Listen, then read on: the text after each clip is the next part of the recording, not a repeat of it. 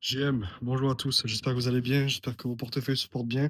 Aujourd'hui, vidéo sympathique. Vidéo, il n'y a aucune organisation, c'est vidéo tranquillou comme j'ai l'habitude de faire en général. Mais là, on est sur du niveau assez élevé. Je suis à l'aéroport au lounge, je retourne à Dubaï. Et franchement, pas forcément envie de passer l'été en France, en sachant que bon, passer l'été en France, c'est contre-productif. Donc, on va à Dubaï et on se lock. Du coup, retour du contenu de ce qui est podcast, short, etc. Ça va être plutôt pas mal. Aujourd'hui, vidéo assez sympathique. Pourquoi? Parce que je voulais parler un petit peu de tout ce qui va se passer dans les prochains jours. Que ce soit FOMC, que ce soit tout ce qui pourrait se passer dans les prochains jours, que ce soit suite à la coupe des taux d'intérêt ou tout simplement à des taux qui restent inchangés. Alors, je sais pas si le miroir de la caméra donne bien. Bref, dans tous les cas, on s'en fout. On est là pour le contenu. Alors, qu'est-ce qui va se passer? Alors, si vous avez suivi un petit peu ce qui se passe sur le marché en ce moment, on a connu de nombreux jours où le marché crypto a pas mal perf. On est passé de presque 108 000 à 118 000 dollars, et ce de façon extrêmement rapide.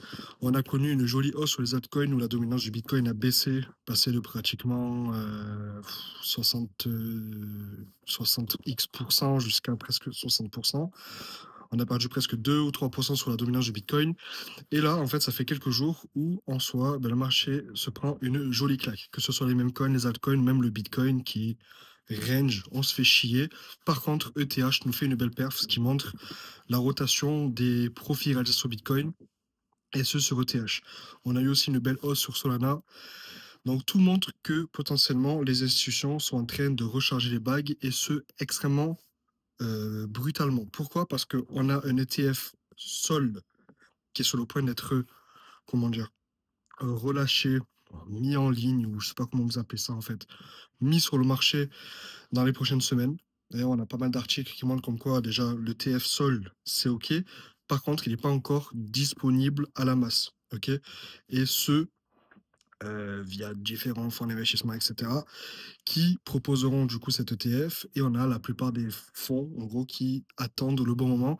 Et ce bon moment-là serait potentiellement aux alentours de fin septembre, début octobre. OK.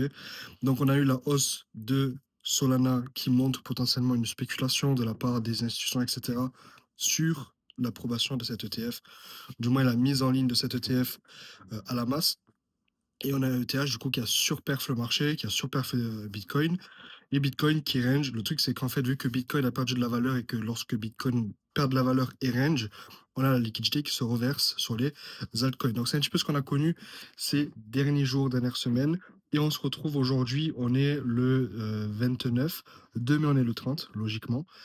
Et demain, c'est FOMC. Alors, on a eu pas mal de pression de la part de Trump et de la part du gouvernement américain en général, qui mettent pas mal de pression sur Powell, qui est totalement indépendant, on va dire, du gouvernement, parce qu'en fait, le gouvernement américain ne peut pas influencer Powell s'il coupe les taux d'intérêt ou pas. Ça va totalement dépendre des résultats de l'économie aux États-Unis.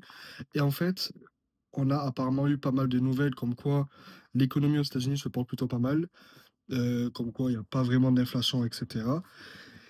Et que potentiellement les taux d'intérêt seront coupés. Moi, ce que je vois, c'est qu'on est dans une période où ils sont en train de jouer avec nos boules, littéralement. Alors, ça me fait assez rire parce que je me vois en mode miroir. Je pense que la vidéo sortira plutôt pas mal sur YouTube. On verra bien dans tous les cas si ça se prend. Ça fait un beau rendu, pourquoi pas, dans tous les cas. C'est vraiment vidéo faite très rapidement pour faire un point sur ce qui se passe en ce moment. Donc, c'est soit Powell décide de succomber un petit peu à la pression de Trump, parce que Trump met la pression à Powell depuis maintenant quelques semaines, quelques mois même, parce que Powell ne veut pas couper les taux d'intérêt. En fait, si Powell coupe les taux d'intérêt, comme c'était le cas en 2021, en fait, en 2021, on a eu les taux d'intérêt les plus bas possibles sur le marché, ok? Ce qui a causé du coup le début du bull run. Parce que, entre autres, il faut vraiment deux choses pour que le bull run commence. Déjà, une coupe des taux d'intérêt, premièrement. Et deuxièmement, la baisse du dollar, pour que le dollar soit moins cher et que eux puissent déjà derrière acheter des cryptos. Ok. En fait, il faut vraiment que. Alors là, malheureusement, comme on peut le voir, alors je sais pas, je m'y connais pas du tout en Forex, mais le dollar est en train de péter. En fait, le problème, c'est que quand le dollar pète, en fait, tout ce qui est gros investisseurs américains ne posent pas leur argent sur les crypto-monnaies parce que c'est déjà beaucoup plus volatile que les autres actifs, on va dire. et c'est assez risqué pour eux. Du coup, ils attendent vraiment le bon moment, le bon feu vert. Et le bon feu vert, c'est la coupe des taux d'intérêt plus la baisse du dollar. Et là, vu qu'on a ni la coupe des taux d'intérêt, ni la baisse du dollar, au contraire, le dollar est en train de péter, ben, ils ne se positionnent pas maintenant. Donc, on a deux issues. En réalité, on a deux issues. La première, c'est soit Powell décide de couper les taux d'intérêt demain. Et là, c'est vraiment un coup de surprise. Pourquoi? Parce que personne ne s'y attend. On a pratiquement 97% de personnes qui pensent que Powell ne va pas couper les taux d'intérêt. Donc ça ferait un gros effet de surprise en sachant qu'il y a quelques semaines, on a eu quand même une grosse perte sur le marché crypto. Donc est-ce que ça a été pricé il y a maintenant un bon moment? Parce que vous savez très bien qu'en crypto-monnaie en général, ça se price. Les choses se price. Et en fait, pricer, c'est mettre le prix de quelque chose avant un événement. Parce que bien évidemment, il y a des insiders, il y a des personnes qui savent ce qui se passe avant même que ça se passe. Et du coup, ils en profitent et ils font du deal d'initier littéralement. Ok, ou soit les taux restent inchangés, tout le monde s'y attend, on n'a pas trop de résultats sur le marché, peut-être un petit peu de panique, un petit peu de FUD, etc. Peut-être aussi le marché commence à s'échauffer parce que si ce mois-ci les taux d'intérêt ne sont pas coupés, ce sera fortement le cas, très probablement le cas en septembre. Et là, en fait, on repartirait pour 2 mois d'attente, mais 2 mois où les vacances seraient passées. Il faut savoir aussi que le mois d'août, en général, lorsqu'on a une année après le halving, en fait, en juillet, le marché crypto monte et en août remonte encore plus. Je vais pas mettre de visuel parce que je suis à l'aéroport et j'ai pas forcément envie de faire du montage. Mais grosso modo, dans les trois quarts du temps, en fait, lorsqu'en juillet, on a une hausse une année après le halving, en août, on a une hausse qui est encore beaucoup plus haute. Par exemple, si je prends l'exemple de, il me semble que c'était en 2017 ou 2020, je sais plus, 2020, bref, je sais plus, on avait une hausse de 30% en juillet et 60% en août. C'est-à-dire que si potentiellement tout se passe comme prévu, en août, on pourrait connaître du coup une jolie hausse sur le marché crypto en général et potentiellement la baisse des taux d'intérêt soit demain, soit en septembre, ce qui causerait du coup potentiellement les gros investisseurs américains à revenir sur le marché des crypto-monnaies et à faire pump tout ça parce que n'oubliez pas, on n'oublie pas en général euh, que le but de Trump sur le long terme est de faire péter les crypto-monnaies parce que lui-même accumule, lui-même est assez proche de tous les gros investisseurs crypto, que ce soit les fonds d'investissement ou que ce soit même MicroStrategy avec Sailor. Et c'est dans son intérêt de faire pump les crypto-monnaies pour pouvoir exit, prendre des profits et combler une partie de la dette américaine et sauver aussi en quelque sorte l'économie américaine. Donc là, en gros, ce qui se passe, c'est que soit demain, les taux d'intérêt sont coupés, le marché crypto peut potentiellement réagir à la baisse directement avec un sell de news qu'on a l'habitude de voir. Donc, buy the rumor, sell the news.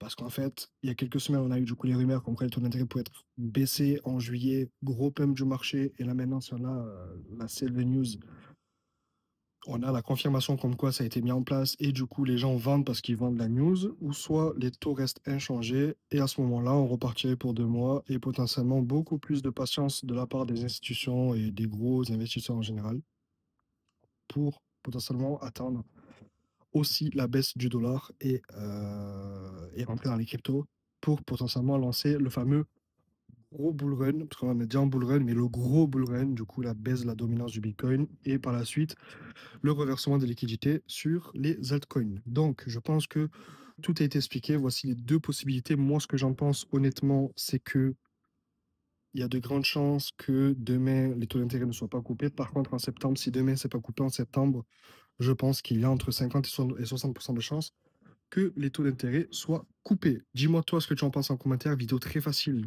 très très simple. Il n'y a pas de complexité, rien du tout. Juste, je parle un petit peu de ce qui se passe en ce moment. Vous avez vu que Trump commence à faire blabla avec Powell et l'a rencontré il y a maintenant quelques jours pour discuter et même s'est moqué de lui parce qu'en fait il y a eu une histoire de facture pour les travaux des bureaux de la Fed, je crois, et comme quoi il y avait un trou dans la facture et que apparemment l'argent est parti dans la poche de Powell. Bref, ça avait fait pas mal polémique, pas mal de mèmes, pas mal de trolls sur les réseaux sociaux et ça fait beaucoup parler. Donc à voir comment ça va se passer. Pour le moment, on patiente jusqu'à demain. Demain, je ferai une vidéo point sur un petit peu ce qui se passe. Là, je pars pour 10 heures de vol. Prenez soin de vous et rejoins mon Telegram. Et tu t'abonnes aussi. À plus.